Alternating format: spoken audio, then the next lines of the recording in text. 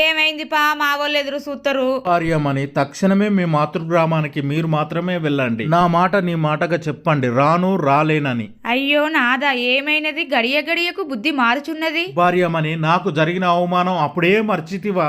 ఆయన నువ్వు మర్చినా నేను ఎటులా మర్చుదును? జరిగిన అవమానం నాకు కాని నీక.